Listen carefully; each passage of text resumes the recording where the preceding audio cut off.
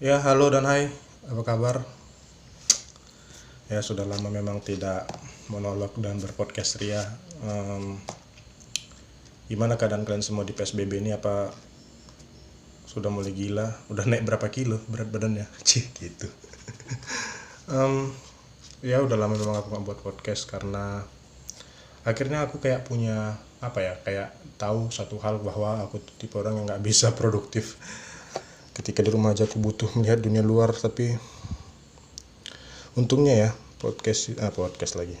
Untungnya corona ini datang, masih ada untungnya kayak orang Jawa, tapi ya anyway, untungnya podcast. Untungnya corona ini datang di mana internet udah ditemukan. Jadi kita walaupun di rumah aja bisa, ya setidaknya bisa melihat dunia luar lah, nggak jadi bego-bego amat. Em, aku tahu beberapa dari kalian nggak peduli dan keluar-keluar aja, fuck lah. Memang merasa nggak adil, tapi ya beberapa hari ini kita tahu bahwa rasis dan isu sara kembali mengguncang bukan hanya Indonesia.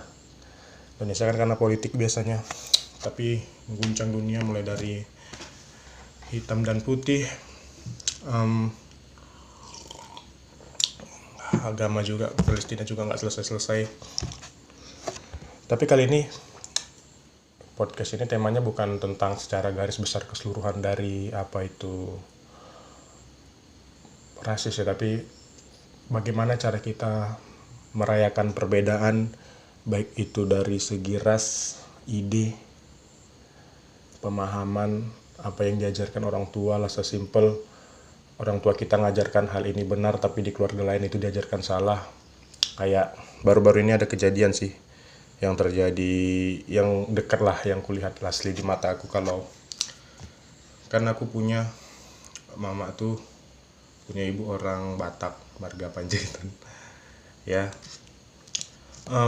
Dan tetanggaku orang Jawa. Jadi ternyata di adat Jawa itu mereka punya punya adat, bukan adat sih, kayak filosofi gitu aja, kepercayaan kalau anak kecil itu bagusnya dikasih makan ceker ayam gitu, karena sebagai simbol agar kelak mereka bisa cekatan lah, jago mengkais rezeki. Sementara di adat mamanya aku itu, kalau bisa ceker ayam itu sesuatu yang dihindari, karena dia akan hidup seperti ayam, mencari makan di sore hari terus kelaparan besoknya gitu.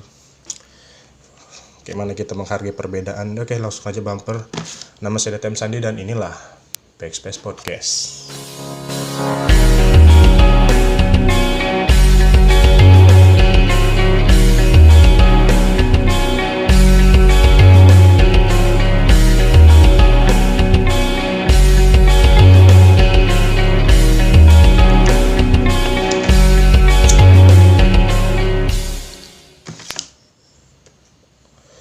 Ya, sebel nggak sih dengan apa yang terjadi di sekeliling lah. Kayaknya kita tuh apa ya, mulai berkaca dari kejadian KKI segala macemnya. Bosan lo tahu lama-lama nengok manusia Indonesia itu ngebully tuh anak. Kita udah sepakat sama-sama kalau sebenarnya KKI itu anak yang apa ya, yang kurang lah secara perkembangan otak dan tubuh mungkin ya. Bukan bermaksud body shaming, tapi itu yang kita lihat bersama-sama. Tapi seolah-olah kita nggak punya toleransi sama anak-anak kayak gitu. Kita terus bully ya, walaupun sedikit menjijikkan, tapi kenapa sih nggak, ya udah gitu, dia kan ada kurang ya. Hal sekecil itu aja kadang kita nggak bisa toleransi ya, entahlah. Perbedaan sendiri berdasarkan definisi adalah kunci filosofi perbedaan antara satu entitas dengan entitas yang lain. Jadi pemahamannya yang berbeda. Sebenarnya kalau kita lihat dari kecil itu, sebenarnya kita udah terbiasa untuk memaklumi orang lain gitu. Tapi nggak tahu ya kalau keluarga lain nggak kayak gitu ya, bodoh amat lah. Cuman aku tuh lahir dari 4 bersaudara dan anak paling besar gitu. Jadi udah terbiasa dengan ya hal buruk sih, cuman kalau adikku itu punya ego ya terbiasa untuk ngalah gitu. Jadi aku tuh terlatih lah untuk melihat dari perspektif orang lain gitu. Jadi kalau lagi berantem sama adik gitu kan, kita nggak tahu ya kalau kalian anak paling besar juga dan mendengarkan dan mungkin merasakan hal yang sama. Jadi kita tuh terbiasa untuk melihat dulu dari sudut pandangnya si adiknya kita gitu. Mungkin hal itu yang mendasari aku kenapa aku terlatih dengan perbedaan, Pak.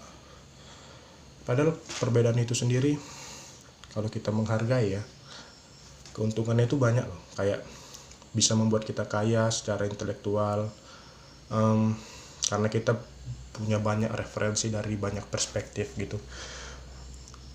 Ada saat kayak cerita tentang ceker ayam tadi lah misalnya. Sesimpel itu. Terus ya berteman dengan orang yang berbeda sama kita itu membuat kita bisa tahu kenapa dia kayak gitu.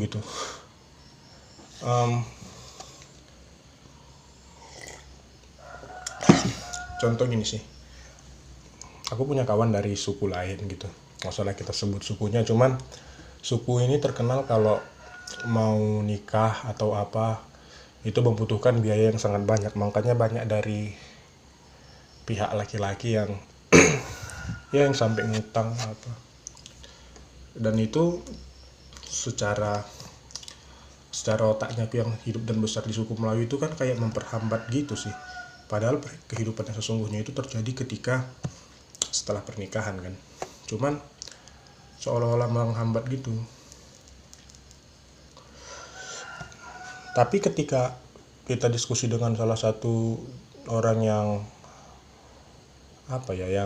yang memahamin, yang ikut di bagian adat itu, mereka bisa jelaskan gitu secara fisiologi, secara filosofinya kenapa itu harus dilakukan segala macamnya. Dan itu salah, menurutku salah. Dari apa yang aku pelajari di adatku salah, cuman aku nggak bisa memaksakan apa yang menurutku benar harus benar juga sama orang lain gitu. Satu-satunya yang bisa kita lakukan untuk bisa hidup secara berbeda dan berdampingan ya menghargai lah apa yang ada, apa yang jadi adat mereka kita hargai. Tapi entah kenapa orang-orang Indonesia ini kadang, contoh sih gini lah, kita itu bahkan di Indonesia nih yang katanya perbedaan itu Bhinneka Tunggal Ika dan segala macamnya dihargai, tapi udah ayam udah kok ya udah pagi. Tapi kita ketahui bahkan untuk mentertawakan perbedaan aja kita susah gitu. Miris sih sebenarnya, cuman ya mau gimana lagi. Kita tuh kebanyakan sopan santun, tapi kita tuh terlalu banyak teori mengenai humanisme, tapi secara humaniora tuh kita kurang gitu. Sebagai contoh lah, kita akan sangat sopan sama orang yang menurut kita cacat, disabilitas misalnya, entah kakinya puntung atau dia tunanetra segala macam. Kita akan akan sopan gitu. Kayak manggil dia cacat aja kita nggak berani, bahkan kan kayak harus panggil dia teman-teman kita yang disabilitas. Fuck lah men, kalian nggak perlu sopan terlalu sopan kayak gitu. Kesopanan kalian itu cuman buat mereka itu merasa nggak masuk di tongkrongannya kita. Kayak dia tuh manusia sama kayak kita, hatinya juga kuat men. Nerima sakit hati itu mereka udah biasa. Malah terlalu sopan itu kayak satir jadinya, kayak nyindir terus.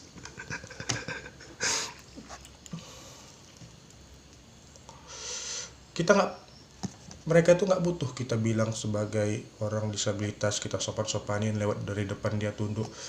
Yang dia butuh apa? Yang dia butuh adalah fasilitas yang memadai. Masalahnya kita nggak pernah ngasihkan itu ke orang itu kan. Ini aku pernah di supermarket gitu antri, terus ada orang pakai tongkat gitulah, kakinya buntung satu. Kalau memang kita sebagai bangsa yang menghargai kan, karena kita kasih kan dia di antrian yang pertama. Masalah kita nggak gitu, kita lebih milih bilang dia, melihat dia terus tundukkan kepala, ya itu teman kita yang disabilitas, tapi antriannya tetap sama di belakang, kan anjing.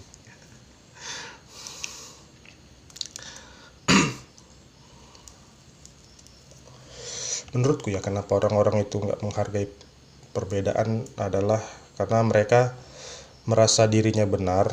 Ya kita harus sepakat juga kalau merasa benar itu sebenarnya penting, karena kita, misalnya aku muslim, ya aku wajib hukumnya merasa kalau agamaku yang paling benar gitu, harus, karena itu adalah tanda keimanan ya. Tapi yang salah itu adalah kita merasa kita perlu untuk buktikan orang lain yang salah. Itu hal yang norak, men. Kalau misalnya kalian orang yang mencari berprofesi di bidang itu, ya nggak masalah gitu, dan itu juga nggak ada prosedurnya gitu. Misalnya kalian mau khotbah masalah hal keagamaan dan agak sedikit menjelekkan agama lain, kalau kalian memang profesi seperti itu ya wajar, dan lihat juga keadaannya. Kalau itu semua hanya komunitas kalian, sesama komunitas kalian, menurutku sah-sah aja sih. Cuman masalahnya kadang orang merasa perlu untuk ngasih tahu ke orang, enggak, kok salah men, yang betul itu kami. Jadi dia rekam, dia upload, dan beberapa banyak ada kejadian gitu kan. Sebenarnya aku jujur muak kali dengan dulunya dia pendeta, terus merasa Kristen ini adalah agama yang salah, dia terus masuk muslim dan memuji muslim terus, tapi dengan cara menjelek-jelekkan Kristen itu, aduh, itu bosan sih sebenarnya. Dan berlaku juga sebaliknya, dia dulu seorang ustadz misalnya, terus dia merasa Kristen adalah agama yang cocok untuk dia dan benar, ya dia memuji-muji Kristen dengan cara menjatuhkan muslim. Kenapa gitu? Ini orang hidupnya ada masalah apa sih? Tapi kalau dia lakukan itu di komunitasnya ya sah-sah aja, karena kan nggak akan ada orang yang tersinggung gitu, hanya menguatkan orang-orang yang ada di komunitasnya, dan itu perlu. Tapi ada sih beberapa hal yang ku pertanyakan, kenapa ada nih orang misalnya dia muslim terus belajar tentang Islam secara menyeluruh, pamor dia ini pasti akan kalah sama orang yang model kayak gitu tadi, dulunya pemuka agama lain terus belajar agama ini, padahal bukan belaga ilmu, tapi yakin aku ilmu yang dari lahir ilmu yang belajar tentang agama dari lahir pasti lebih jago. Cuman kita orang-orang itu attentionnya itu pasti ke orang yang dulunya agama lain, entah kenapa kayak gitu.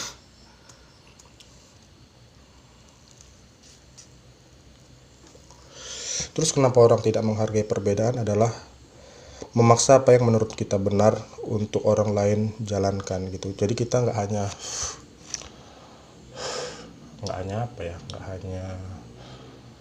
hanya membuktikan orang lain salah, tapi kita merasa orang lain tuh harus ngakuin kita gitu, menjalankan apa yang menurut kita benar. Gini aja lah, berapa banyak YouTuber luar negeri yang reaksiin video-video tentang Indonesia gitu. Mas kan apa nih, orang Indonesia nih kurang pujian gitu. Kita nggak ada prestasi secara nyata. Kalau ada orang yang prestasi, kita usir ke luar negeri, terus kita mengharapkan orang luar negeri muji-muji kita. Anjing, bosan nggak sih? Kalau nggak percaya, ini yang paling viral belakangan inilah, cari aja begitu banyak YouTuber luar yang mereaksiin video latih dari World Genius. Aduh, orang Indonesia butuh pujian. Padahal ya, ini pun aku rasakan setelah aku lama wisuda sih. The greatest feeling of the winning itu ketika kita gak perlu pengakuan dari orang lain, men.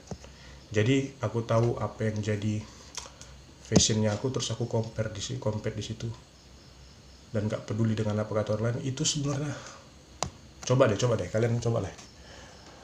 kalian suka sama suatu hal dan kalian dalamin aja tanpa butuh pengakuan dari orang lain. Makanya walaupun ada orang yang bilang ngejek-ngejek, Hindia itu penyanyi yang sosokan metal, tapi menurutku salah satu kata-katanya yang di judul lagunya apa ya, yang soundtracknya NKCTHI gitulah, yang meraih berlomba jadi Astri mengais validasi itu sindiran sih. Berapa banyak orang yang harus menjelekkan orang lain untuk agar dirinya terlihat keren dari segi apapun.